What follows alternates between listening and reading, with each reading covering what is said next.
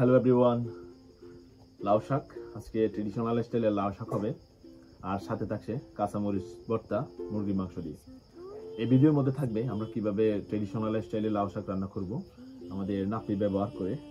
আর বিশেষ করে আমাদের শাকমারা যারা শাক পাত পছন্দ করেন তাদের জন্য বিশেষ করে এই ভিডিওটি।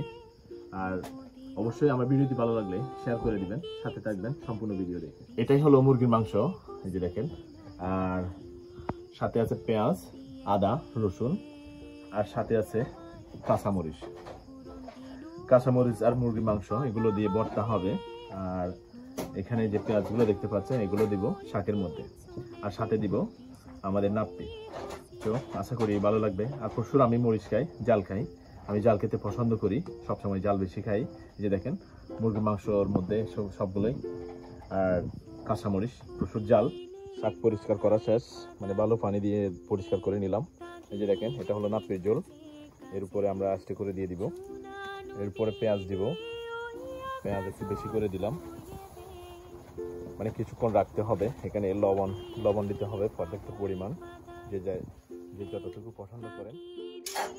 এই যে দেখেন এগুলো মুরগির মাংস, আর এখানে পেঁয়াজ, আদা, তারপরে রসুন। অলরেডি এখানে শাক রান্না চলতেছে, একটু পরে আমরা এখানে মরিচ ভর্তা করব মুরগির মাংস আর কাঁচামরিচ দিয়ে। তো আশা করি সম্পূর্ণ ভিডিওটি দেখবেন। এখানে পেঁয়াজ, রসুন, তারপরে আদা, মুরগির মাংস দেওয়া হলো, সাথে তেল। একটু পরে আমরা মরিচগুলো দিয়ে দিব এবং আর হলুদ দিয়ে দিব, লবণ দিয়ে দিব। দেখেন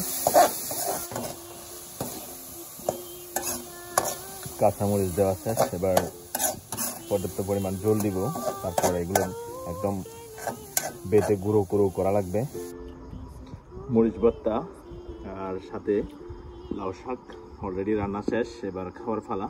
চলুন, এটা হলো লাউ শাক আর এটা হলো মরিচ ভর্তা মুরগির মাংস দিয়ে, একদম জাস সেই।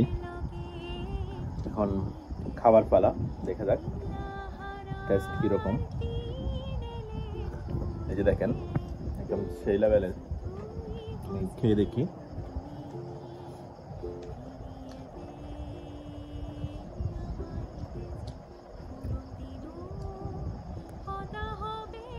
আসলে খুব মজার হয়েছে। সরি, মরিচগুলো দেখতে পাচ্ছেন ঠিকভাবে বাটা হয় নাই। আর এখানে চিকেন, মুরগির মাংস, খুব মজার।